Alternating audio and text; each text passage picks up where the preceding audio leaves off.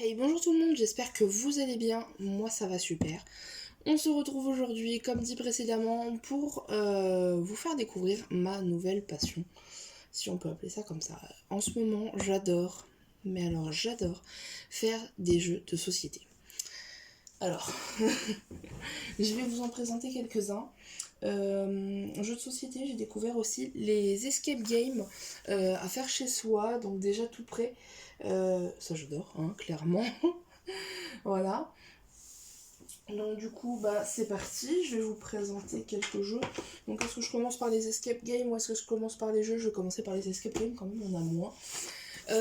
Très récemment, j'ai fait celui-ci, voilà, Exit, le parc de l'horreur. Donc Exit, ça c'est quelque chose que j'ai découvert, je n'en ai qu'un, j'ai joué qu'à celui-là. Franchement, tout compte, même la boîte, pour pas trop spoil. Mais même la boîte, il y a même des indices sur le packaging de la boîte et tout. Enfin bref, le packaging est énorme déjà.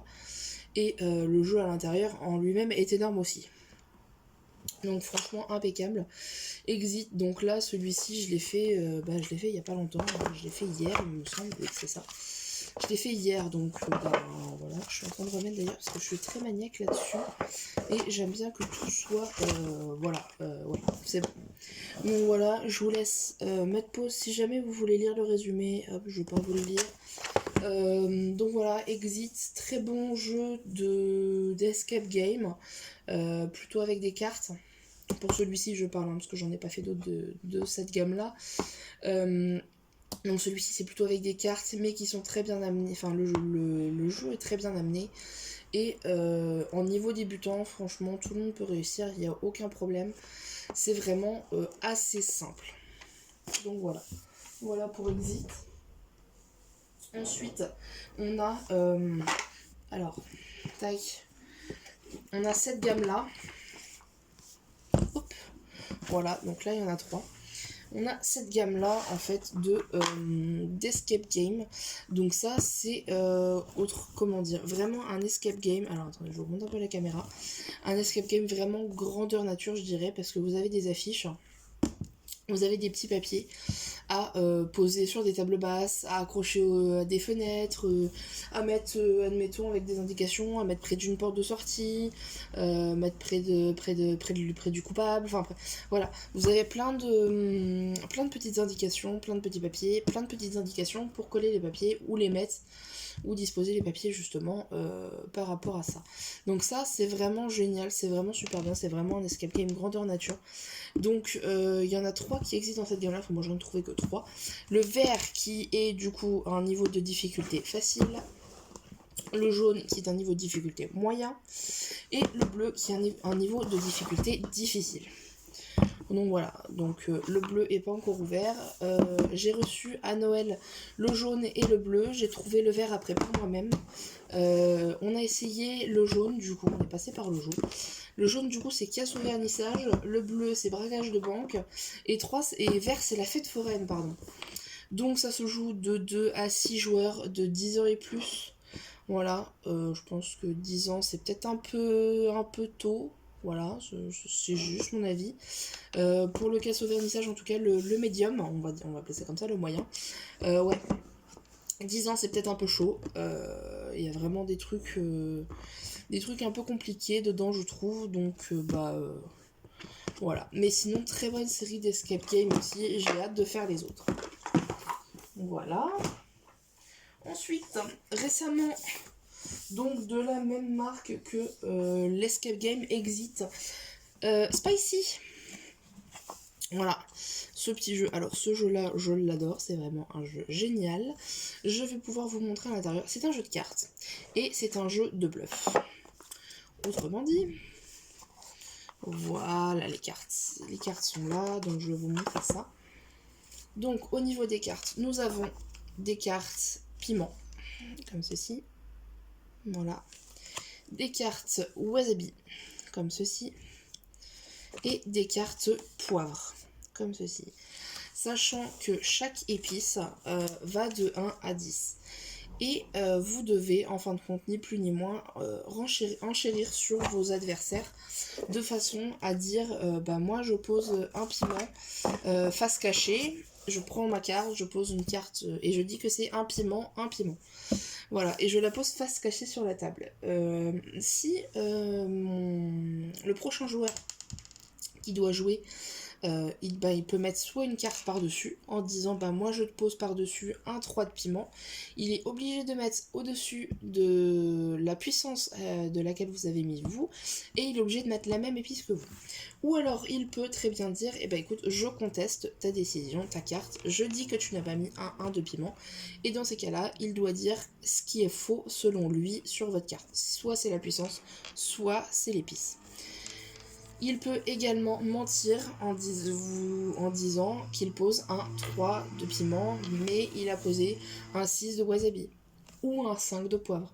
Voilà, il peut également mentir. Le but est de ne pas se faire piquer par les autres. Et évidemment, celui qui a le plus de cartes entre guillemets à la fin est le gagnant. Donc voilà, très très cool comme jeu. Franchement, j'ai beaucoup aimé celui-ci. Je l'ai cherché pendant longtemps, je l'ai trouvé uniquement dans une boutique spécialisée dans les jeux de société. Donc voilà, ou alors sur Amazon, mais sur Amazon j'avais pas trop envie de le commander. Je préférais voir le jeu avant et tout, et du coup je l'ai trouvé là-bas et franchement impeccable, je l'ai pris. Enfin voilà. Ensuite, qu'est-ce qu'on a ? On a ce petit jeu de société de chez Ravensburger. Pacu, moi je dis Pacu, alors je sais pas comment ça se dit, Pacu, comme vous voulez. C'est ni plus ni moins qu'un petit panda que vous n'avez pas bien évidemment dans la boîte, mais vous avez un socle, donc hop, comme ceci, je vais vous montrer comme ça, un socle comme ceci avec de la vaisselle du coup en plastique et 5 dés. Le but est de lancer les dés le plus vite possible. Vous les redonnez, vous tournez en fait avec les dés au niveau des joueurs et tout ça. On se passe les dés, il y a des points, etc. Celui qui atteint un certain nombre de points a perdu. Le but est d'empiler de la vaisselle et de ne pas la faire tomber évidemment. Voilà, donc petit jeu basique de chez Ravensburger mais qui est vraiment super bien si vous voulez rigoler entre amis. Ensuite, nous avons...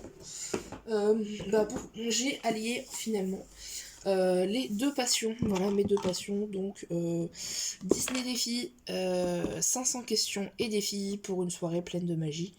Donc voilà, de 2 à 5 joueurs, de chez Hachette Heroes, voilà.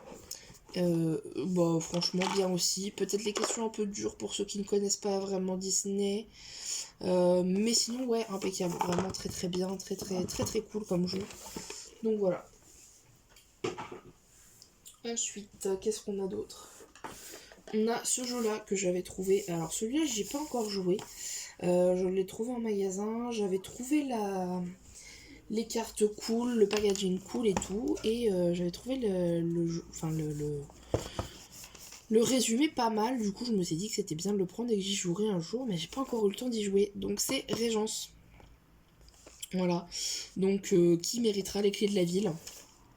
Si je comprends bien, nous sommes dans une ville et depuis plusieurs semaines, le maire régent de la ville a quitté ses fonctions et la régence a été donnée à son équipe de collaborateurs. Dans 5 jours, le duc d'Umbourg viendra remettre officiellement les clés de la ville au dignitaire le plus compétent. Ce dernier recevra la clé et deviendra le nouveau régent de la ville. Et donc, si je comprends bien, le but, nous, c'est de finir, du coup, le dignitaire le plus compétent pour récupérer les clés de la ville. Voilà. Donc, voilà. J'ai pas encore joué, donc je peux pas vous dire si c'est bien ou pas. Et qu'est-ce que tu fais là, toi ? Viens. Viens là. Ensuite, on a quoi ? Ah bah oui, le Time Bomb. Je sais pas si vous connaissez. Alors moi, il est encore tout neuf, hein. Je sais pas si vous voyez, mais le plastique est encore là. Il est vraiment tout neuf. Il est tout neuf pourquoi ? J'y ai déjà joué. Voilà, j'ai trouvé ce jeu super. Le problème, c'est que quand je l'ai acheté, je me suis rendu compte qu'il fallait être minimum 4 pour pouvoir y jouer et que très souvent, nous sommes que 3. Donc j'attends qu'on soit 4 pour faire une partie de ce jeu. Et encore une fois, c'est la même marque que l'Escape Game. Ou encore, c'était quoi ? C'était Spicy, le jeu Spicy. Donc voilà, marque Jello. Je crois que j'aime beaucoup cette marque apparemment. Hop, juste ici. Donc voilà, Spicy c'est quoi? Coupez bien, coupez vite, coupez juste. Big Ben surplombe la charmante ville de Londres tandis qu'elle cache sous son tic-tac régulier le son de la bombe posée par Moriarty. C'est alors que Sherlock se précipite vers la grande tour pour tenter de la désamorcer. Aiderez-vous Sherlock à désamorcer la bombe et sauver Big Ben? Et donc là, vous jouerez le rôle d'un gentil. Ou assisterez-vous plutôt Moriarty dans son plan machiavélique? Et là, vous jouerez plutôt le rôle d'un méchant. Lancez-vous dans une partie pour le découvrir. C'est un jeu de bluff, de déduction rapide et franchement pour rigoler entre amis, c'est plutôt pas mal non plus. Donc voilà. Ensuite, j'ai acheté, je sais plus, ce jeu. Codenames Duo. Voilà, donc je connaissais Codenames. Quand j'ai vu qu'il existait du coup en duo, j'ai pris le duo, vu que souvent on est deux chez moi, voire trois. Je me suis dit que le duo c'était pas mal. Donc le duo, déjà joué, c'est vraiment super bien, je kiffe, j'adore. Toujours de la marque Jello, j'aime vraiment beaucoup cette marque. Donc voilà. Codename c'est quoi? C'est des cartes, voilà, un plateau de cartes comme ça que vous créez vous-même avec les cartes à l'intérieur de la boîte. Et vous aurez une petite carte de la même taille qui vous indiquera quel mot il faut que vous fassiez deviner en fait à votre partenaire. Donc voilà, vraiment très très cool aussi. Alors je sais pas si je peux. Ouais, voilà, vous avez des petites cartes comme ça en fait, où ça vous indique en vert ce qu'il faut que les mots que vous fassiez deviner, les jaunes c'est les mots neutres, et noir c'est les cases qu'il ne faut absolument pas que votre partenaire trouve. Voilà, sinon la partie est perdue. Enfin, je vous laisse découvrir le jeu, mais franchement, ouais, c'est vraiment bien comme jeu. Du coup, voilà. Je l'ai eu à Noël en version Disney édition famille. Voilà, donc je l'ai testé une fois, j'ai pu faire une partie, mais j'ai pas eu encore trop le temps de jouer à celui-ci. Donc je vous en dirai plus dès que j'aurai joué à celui-là. Ensuite, on continue avec le TTMC, autrement dit, tu te mets combien? Ça, c'est des questions en tout genre, scolaire, extravagant, enfin bref, on a plein de thèmes comme ça, je sais plus les thèmes. Ah bah voilà. Improbable, plaisir, scolaire et mature. Et c'est des questions, et tu te mets combien, admettons, en coton-tige. Donc de 1, la question la plus facile, à 10, la question la plus compliquée. Donc voilà. Et au fur et à mesure que vous répondez aux questions, si vous répondez bon, vous avancez du nombre de cases, du nombre de questions auxquelles vous avez répondu. Je sais pas, je m'exprime pas bien, mais voilà, je vous laisse découvrir aussi le TTMC, franchement super bien. J'ai kiffé, c'est un jeu de culture générale. Et franchement, c'est juste génial, quoi. Tu te mets combien en fuseau horaire, fromage, koala, personnage de dessin animé, cure-dent, moustache, enfin voilà. Il y a vraiment plein de thèmes qui méritent le coup d'œil. Donc voilà pour TTMC. Et pour terminer, non, parce que j'ai encore dans mon armoire, j'ai encore Loup-garou, évidemment, Ramsès, le pharaon, le jeu du logo, j'ai le jeu de la chaussette, j'ai bien évidemment des Cluedo de Walking Dead, les Monopoly, ça j'en ai aussi. Enfin, j'ai évidemment tout ce genre de petits panels de jeux. Voilà, comme ça. Mais là, celui que j'ai eu récemment à Noël, c'est Mysterium. Voilà, la boîte se présente comme ceci. Alors, ce jeu, je l'ai découvert comment? Je l'ai découvert grâce à une chaîne YouTube.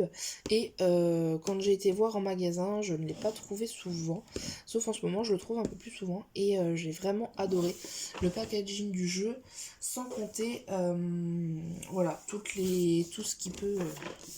Voilà, je vais vous montrer les cartes, vraiment les cartes, le plateau de jeu, etc., les pions. J'ai vraiment tout aimé. Donc j'ai pris, j'avais demandé ce jeu-là, voilà, pour Noël, et je l'ai eu.